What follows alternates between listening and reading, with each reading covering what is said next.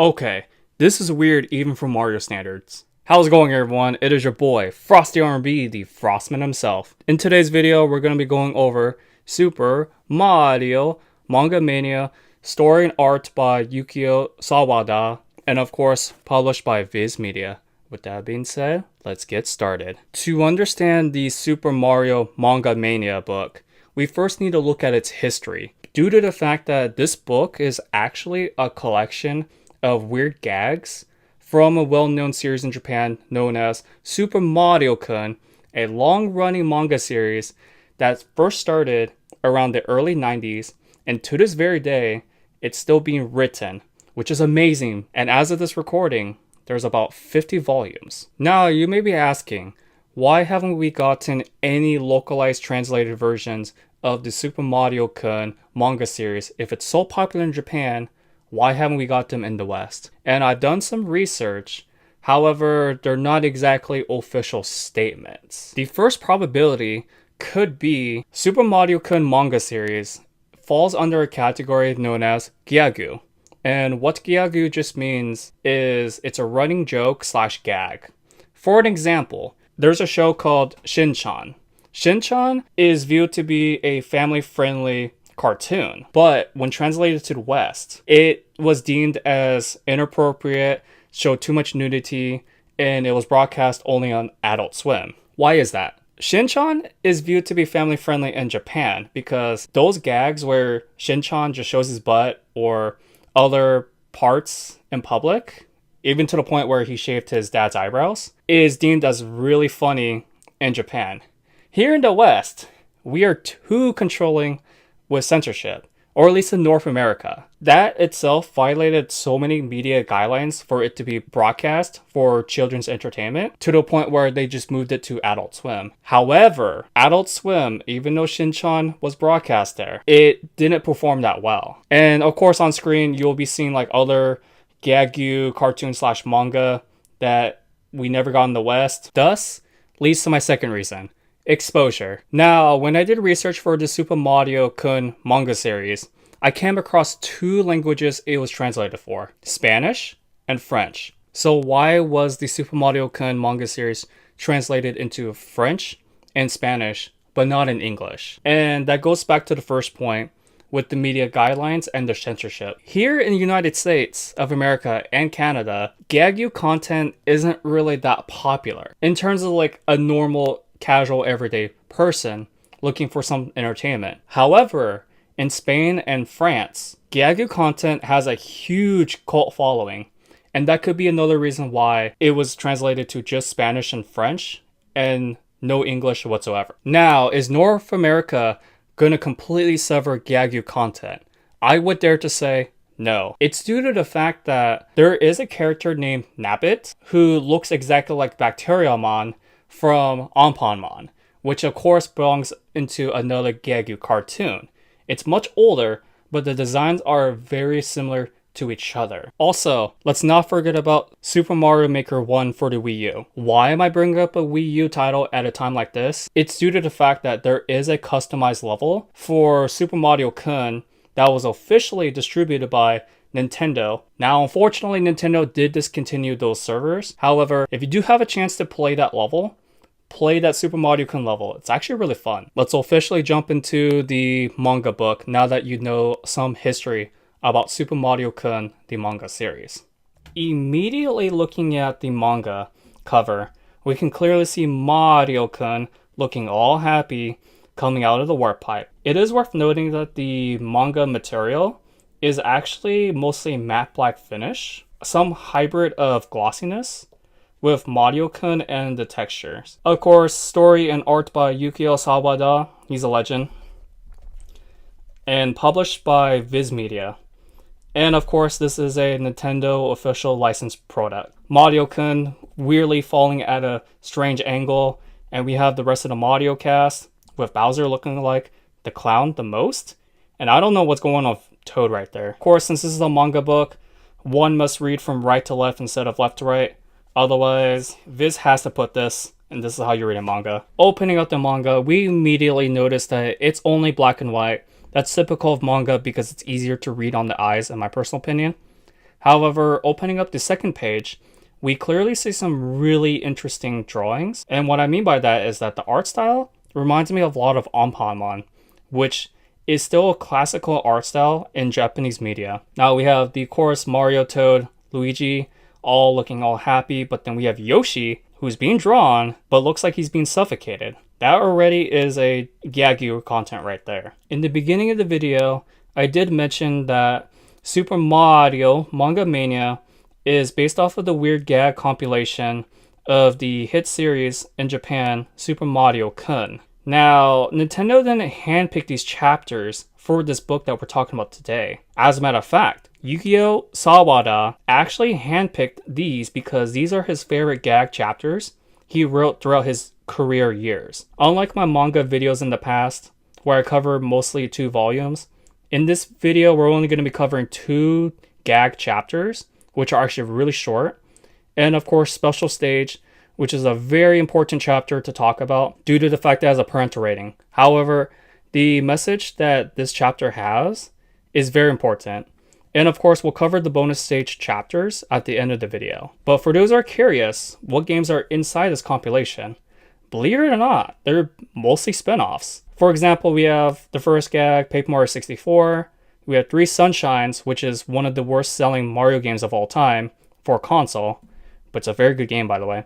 Partners in Time, 2 Super Paper Marios, Galaxy 1, New Super Mario Bros. Wii, and of course we have this special stage and 2 bonus chapters. So we're going to be looking at stage 2, the super sad red coin tale.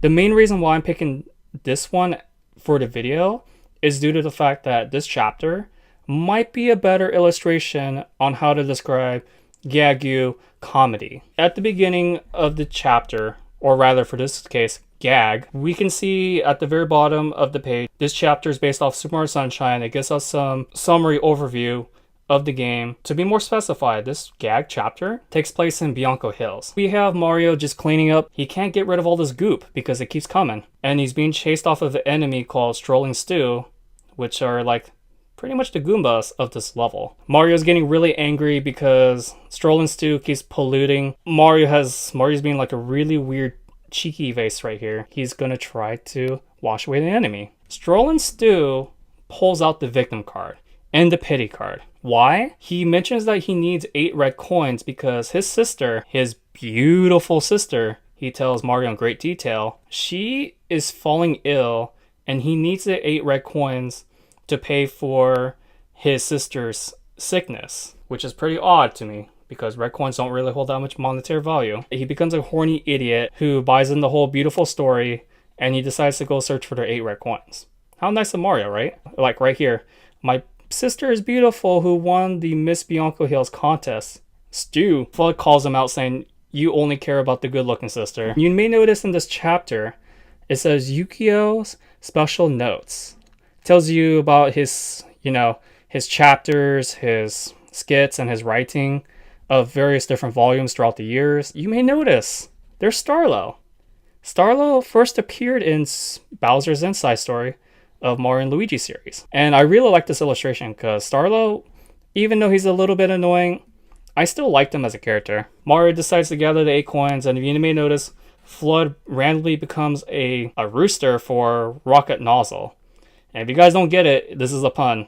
Rocket Nozzle, Rock-a-doodle-doo. Yeah, it's a terrible pun, but it's actually kind of funny. So Mario ventures forward, he collects all the 8 red coins. Of course, villagers interfere, saying, why are you helping with the enemy? Get back to cleaning. And only to find out, Mario did indeed collect all 8 red coins. Strolling Stews just says, you dummy, I tricked you. It was all a lie from the start. And that's his real sister. Here's the thing though.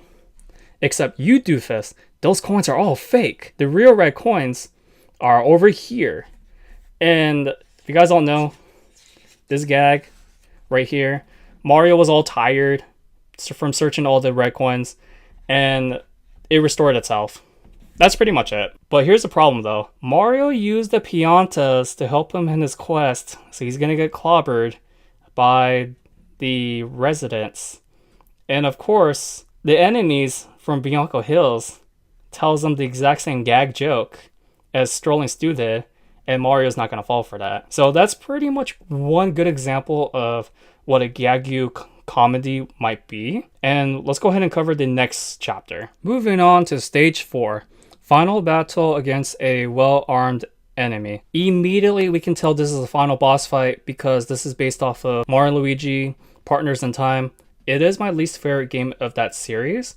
However, I really enjoyed this chapter because of the weird puns and gags that they pull in this chapter. The baby Mario Bro twins calling the Shroom Princess Big Octopus. And you can clearly see the illustration of the octopus Japan's best, which is actually really funny. They continue on battling and battling. Mario says a very terrible pun right here. Oh yeah?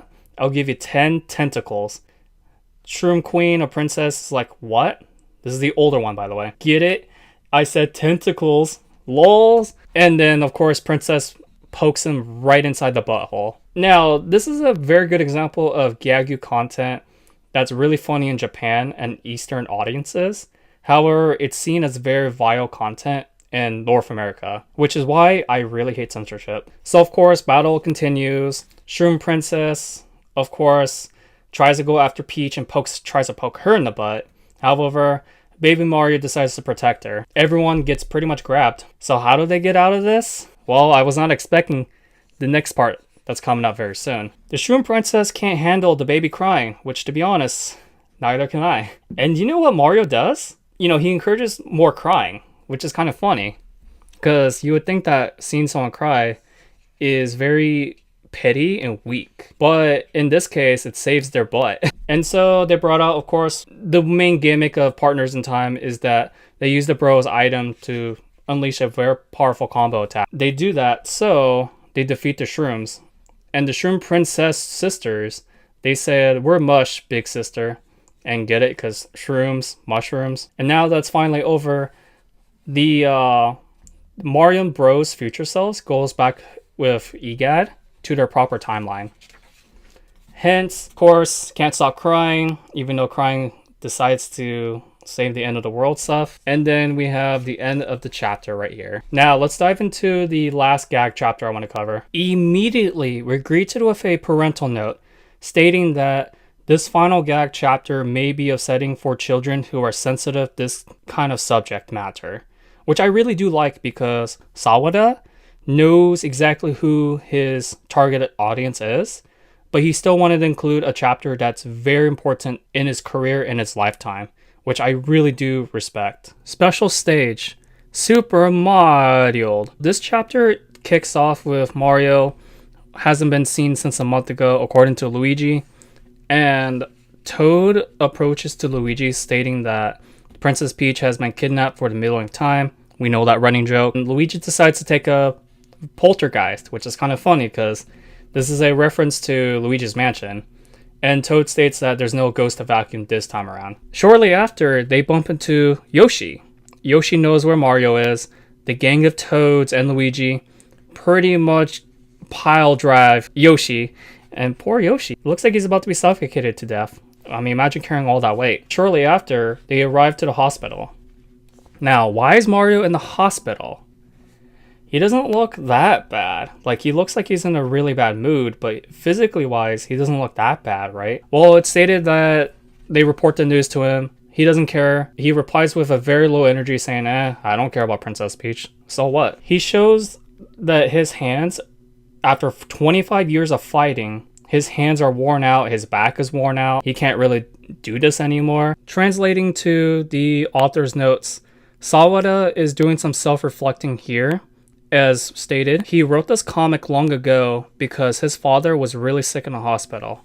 But shortly, his father passed away due to cancer. And because of this, it caused Sawada to lose passion. He ended up going to the hospital himself. He questioned, can he still make these comics and these gag jokes for the audience, going through the tough times? Sometimes it is true. Keeping the passion to be funny, educated, informative, etc.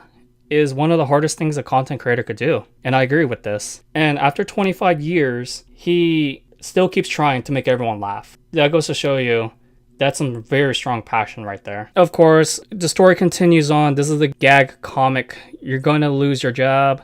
all that jazz, and then Mario just needs a injection of joke spirit to lighten the mood. And so Dr. Mario, who comes in 25 years later in the future, he time traveled and gave Mario some pill. A gigantic pill, to be exact. I mean, that's a running gag right there too. And all of a sudden, Mario feels all the jolly and joys. Sawada is expecting to do this in like the 50th anniversary, 25 more years. And look at Sawada's reaction for this comic book. And so Dr. Mario did his job. He decides to go back in the future 25 years later. Mario and friends go back to adventure. And here's another stupid pun right here, saying I did not see this ending coming, with Yoshi being a letter C, which is actually really funny. Stupid, but it's really funny. Then going into Sawada's Super Secrets Part 1. This secret section tells more about his father's passing, his self-reflecting in more details. I really like this because not many people really state this in their own comic or even in their works in general. And for the fact that Nintendo allowed him to do this is a very risk-taking move, because we all know Mario is a family-friendly mascot, right? But they allowed Sawada to do this, which is a very strong approval, and I really like this. Lastly, we have Sawada's Super Secrets Part 2. Now, this gag is about how Sawada was not able to attend an event in 2016, so he draws Mario holding Hanafuda cards, which, if you guys do not know, these are game products of Nintendo's old history before they became a corporation and, of course, entering the video game industry. And he makes a gag about with Mario with a pig drawing, which is actually kind of funny because it says, look at Hana Porca Mario. You're hogging the spotlight. Already we have two puns stacking up each other with Hanafuda cards, which is actually very clever.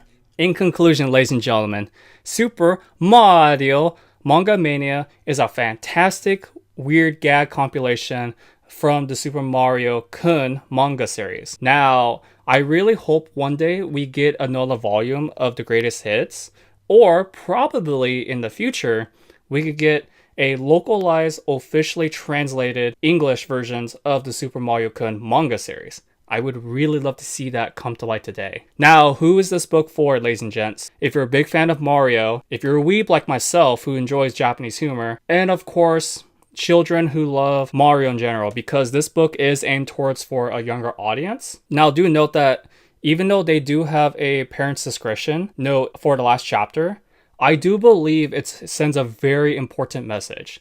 No matter the most difficult times of our lifetime, we're always going to face some type of loss. The author did this due to the fact that he wanted to send a message to us readers that any hobby, passion that we have can overcome the loss and sad times we may face during our lifetime. And that's a very strong message, because that's what I'm going through right now with streaming. With that, ladies and gentlemen, hopefully you enjoyed the video. Let me know in the comment section down below, what is your favorite Mario game, and let me know why. If you liked the video, give it a like, and as always, annihilate the subscribe button. With that, ladies and gentlemen, this has been your boy Frosty R&B. Stay chilly, keep gaming. I'll see you all in the next one.